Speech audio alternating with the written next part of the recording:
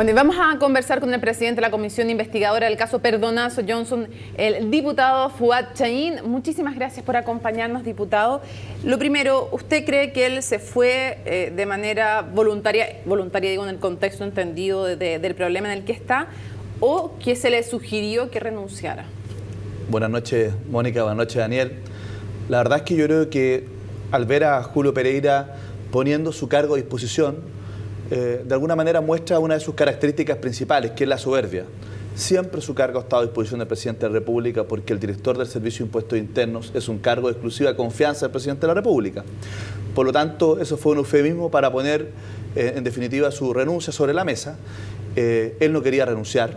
Ha sido el gobierno el que se ha visto forzado efectivamente a renunciar. A mí me parece que él debió haber renunciado a fines de enero, cuando el presidente de la República en un diario dijo que había faltado su confianza porque no le había informado y que tenía dudas respecto del beneficio fiscal de esta condonación. Después, en el mes de marzo, a 4 días de que se votara el informe de la Comisión Investigadora en la sala de la Cámara de Diputados, que era muy similar a las conclusiones que tiene el informe de la Contraloría, lo que ocurrió fue una operación comunicacional, una entrevista de Julio Pereira en un medio de comunicación, donde señala que la Contraloría le ha notificado que aquí no hay ninguna irregularidad, que está absolutamente exculpado de cualquier responsabilidad, e inmediatamente todos los ministros, el propio presidente de la República, aluden a un informe de la Contraloría que habría sido contundente, que lo exculpaba, dicen que haberlo leído profusamente. Un informe que yo quiero reiterar, nunca existió. Bueno, la propia Contraloría nos dijo que nunca existió. Vamos a ir al fondo de eso, pero le reitero la pregunta. ¿Usted cree que hoy día él renuncia a mutuo propio o es impulsado desde la moneda a renunciar? Reitero, yo creo que indudablemente él no quería renunciar y que el gobierno se ha visto forzado a partir de este informe de la Contraloría, que es muy contundente, que detecta estas irregularidades que son muy serias, este conflicto de interés, ¿no es cierto?, este no deber de abstenerse de participar, y además de que la condonación no tenía hoy día una justificación en las causales que establece el Código Tributario para condonar interés y multa en ese porcentaje, a pedir la renuncia a Julio Pereira. Diputado, como usted decía, ha habido muchas ocasiones en que parece que Julio Pereira iba a tener que salir del cargo y en todas las ocasiones había sobrevivido a lo de la Comisión Investigadora, a la revelación de su arriendo del Cencosud, al primer informe de la Contraloría, en fin, siempre había sobrevivido Julio Pereira. ¿Qué cambió en el escenario político? ¿Qué nuevo elemento hay que esta vez Julio Pereira tiene que dejar el cargo? Bueno, el primer informe de la Contraloría es este. El anterior fue inventado, fue una operación comunicacional. Yo creo que evidentemente cuando nosotros acompañamos a la Contraloría hace algunos meses, los 11 tomos de antecedentes que logramos recopilar en la Comisión Investigadora, destacando cada una de las declaraciones, cada uno de los documentos, de los correos electrónicos, de las actas de Johnson, donde efectivamente se daba cuenta de cada una de las irregularidades que nosotros sostuvimos que habían ocurrido en la Comisión Investigadora. Se la hicimos llegar formalmente al Contralor General de la República, sostuvimos una reunión con él. Creo que la Contraloría no podía obviar estos antecedentes, y a partir de aquellos, porque son citados reiteradamente en este informe, lo que hace es detectar estas irregularidades. Por lo tanto, las infracciones están acreditadas. Lo que ocurre es que hay un sumario, un curso, el mismo que supuestamente había exculpado a Julio Pereira, aún no se cierra, que va a tener que acreditar las sanciones administrativas, pero además hay una investigación del Ministerio Público. Recordemos que nosotros nos querellamos. Vamos a hablar de inmediato de lo del Ministerio Público. Vamos primero al tema del sumario. ¿Qué pasa si finalmente la Contraloría decide en su sumario que no haya sanciones para Julio Pereira? ¿Sería injusto que haya tenido que dejar el cargo? A mí me parece que ese es un camino que va a tener que recorrer la Contraloría, porque sería incomprensible que llegue un informe de auditoría donde señala que efectivamente él participó de una condonación en la que nunca debió participar y que eso está acreditado, que señala que aquí efectivamente se autorizaron condonaciones en un porcentaje que requería de ciertas causales específicas que no se pudieron establecer en esta oportunidad, y que después, ¿no es cierto?, no le aplique ningún tipo de sanción. Eso sería absolutamente impresentable. Por lo tanto, nosotros creemos que la Contraloría General de la República sí va a establecer sanciones a Julio Pereira. Diputado, desde la UDI, pero también de algunos diputados de Renovación Nacional, de varios de ellos también, han acusado una persecución política en contra del ahora exdirector del Servicio de Impuestos Internos. ¿Qué responde usted a eso? Pero además, ¿qué le parece esa reacción de parte de la UDI y de parte de Renovación Nacional?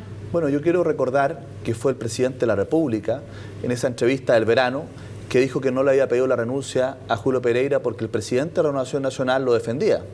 y por lo tanto él mismo acusó una presión política para poder mantenerlo en el cargo. Por lo tanto, que lo defiendan parlamentarios de la derecha, que además están bastante vinculados a varios de los grupos económicos que aparecen favorecidos con las condonaciones, no me parece ninguna novedad, ninguna sorpresa.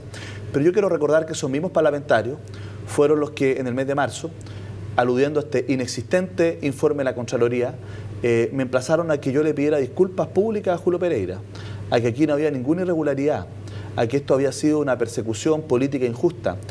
A mí me gustaría que pudieran recordar todas aquellas frases que ellos lanzaron a la opinión pública en ese mes de marzo. ¿En concreto usted le pide entonces a los diputados de la UIDRN que le pidan disculpas a usted ahora? No, yo creo que eso no vale la pena, que le pidan disculpas al país, porque ellos han blindado y han sostenido a un director del Servicio de Impuestos Internos que ha sido el guardián de los intereses de las grandes empresas y que le ha causado un daño severo en una institución clave para el desarrollo del Estado, para el funcionamiento del Estado, porque era encargado de recaudar los impuestos, de evitar la evasión y la elusión y también de auditar a los contribuyentes. Esa institución que tenía una historia de credibilidad, de transparencia, de probidad, de ser intachable, ha sido severamente cuestionada. Hoy día es la institución que más aumentó en el nivel de percepción de corrupción según la última encuesta de Libertad de Desarrollo. Por eso es que es muy importante esta renuncia, porque lo que se comienza nuevamente a volver a la tranquilidad, a volver a recuperar la confianza, primero de los propios funcionarios y también de la opinión pública en el Servicio de Impuestos Internos para que pueda cumplir su labor de manera adecuada. Hay una denuncia ante el Ministerio Público, usted la decía. ¿Usted cree que aquí hay delitos que puede haber cometido Julio Pereira? Nosotros creemos que eventualmente puede haber delitos. ¿Cuáles? Nosotros presentamos nuestra querella por negociación incompatible con el agravante que aquí podría haber tráfico de influencia y eventualmente también una arista que podría llegar a fraude al fisco.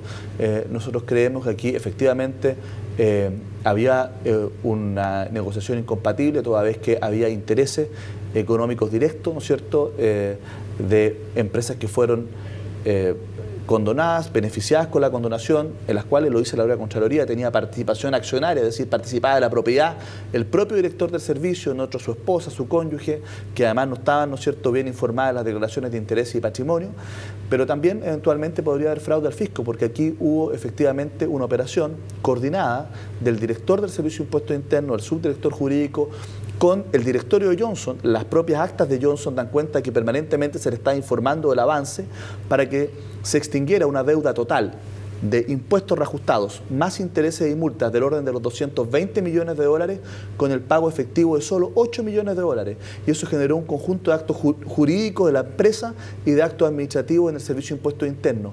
Solo para un ejemplo del nivel al que se llegó, el director del Servicio de Impuestos Internos le pidió a la directora de grandes contribuyentes de la época, Mirta Barra, que recibiera en su despacho a directores de Johnson, a abogados de Johnson y al gerente del Banco de Chile, para que el Banco de Chile le prestara 8 millones de dólares a Johnson para poder realizar el único pago efectivo que se hizo, y que ella le aseguraba que si le prestaban esa plata y Johnson pagaba esos 8 millones de dólares, el Servicio de Impuestos Internos le iba a hacer la condonación.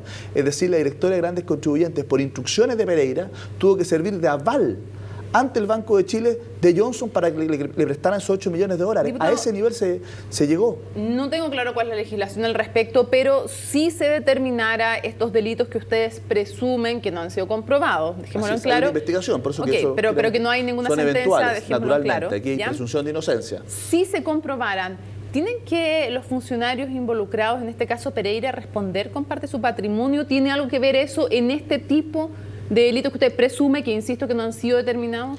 Eso puede ocurrir aunque efectivamente no se establezca una participación penal, una responsabilidad penal, porque ellos también tienen que responder con su patrimonio por el juicio de cuenta, es decir, cuando con su actuar negligente ellos han causado un perjuicio al fisco, pueden responder de juicio de cuenta, lo dice el propio informe de la Contraloría.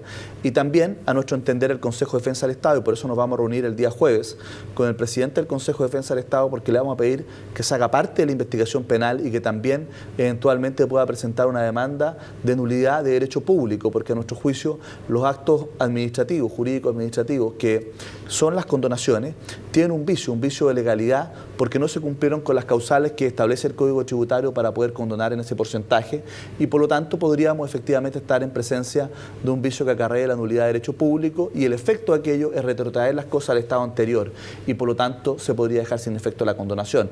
Y en todo caso, si es que eso no es posible recuperar aquello, evidentemente que también está la responsabilidad civil de los funcionarios responder en un juicio de cuentas por el perjuicio que se le causa al fisco. Diputado, se ha ido ya Julio Pereira, el director del Servicio de Impuestos Internos. ¿Usted cree que hay otros funcionarios que también tienen que seguir su ejemplo y también tienen que dejar el cargo? Bueno, también se fue el subdirector jurídico Mario Vila. Naturalmente aquí tenemos que esperar porque puede haber otro tipo de responsabilidad administrativa. Naturalmente que eso es un proceso que todavía no concluye, pero lo más importante es que quien encabezaba el servicio, quien no solo, ¿no es cierto?, cometió estas irregularidades, sino que además, yo quiero decir, él persiguió a todos los funcionarios que declararon en la comisión investigadora alguna declaración o revelaron algún hecho que lo pudo haber puesto en una situación compleja, ¿no es cierto?, o los despidió o los degradó. Por lo tanto, persiguió a los funcionarios que fueron citados, ni siquiera fueron voluntariamente, fueron citados a la comisión investigadora, pero que declararon la verdad, simplemente. Y también hay otra investigación penal que no es directamente relacionada con la condonación, pero yo sé que es una arista, efectivamente, que está investigando la Fiscalía con motivo de este intento de robo de material informático, justamente la Dirección de Grandes Contribuyentes. Recordemos que hace algunos meses atrás, ¿no es cierto?, hubo un intento de robo y una de las aristas que está investigando el Ministerio Público dice relación con que esto justamente puede haber tenido como objetivo, ¿no es cierto?, eliminar información que estaba en los servidores del Servicio de Impuestos Internos que decían relación con estas condonaciones. Cuando ustedes, a raíz de este caso, desde la oposición, dicen que lo ocurrido en impuestos internos está en el ADN de uno de los mayores problemas, a su juicio, del gobierno, es decir, los conflictos de intereses, ¿no están haciendo un aprovechamiento político de un caso? En absoluto. Yo creo que aquí ha sido una constante, ¿no es cierto?, el tema de que en muchos casos se confunde la función pública con justamente los intereses particulares. Lo importante es que esto tiene que terminar, y tiene que terminar fundamentalmente en instituciones como esta. Yo creo que esto no es solo un planteamiento para el actual gobierno, también para los que vienen.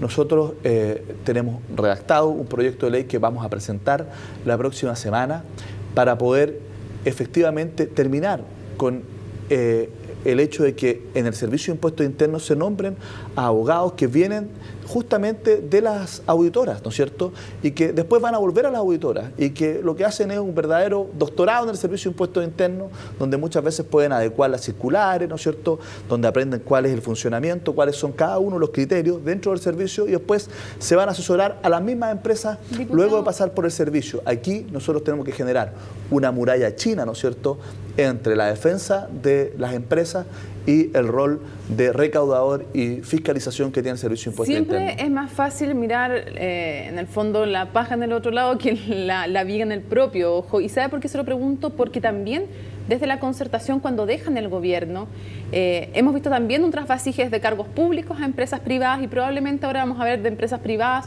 a cargos públicos, si es que ganara Michelle Bachelet en ese caso eventual. Entonces tampoco parece que la ahora oposición sea impoluta en esta materia. Al contrario, vemos que han estado en empresas importantes, en empresas privadas, empresas de sectores donde venían de fiscalizar. Entonces también, no sé si esa muralla china tienen claro que también tienen que establecerla para ustedes. Pero por supuesto, yo creo que aquí hay normas, hay normas que establecen, ¿no es cierto?, provisiones de ejercer ciertas labores, por ejemplo, trabajar para los fiscalizados después de salir de una institución fiscalizadora. También están las normas justamente de los deberes de abstención, por 2 años de participar en cualquier acto administrativo en el cual uno haya tenido interés hasta antes de ocupar ese cargo.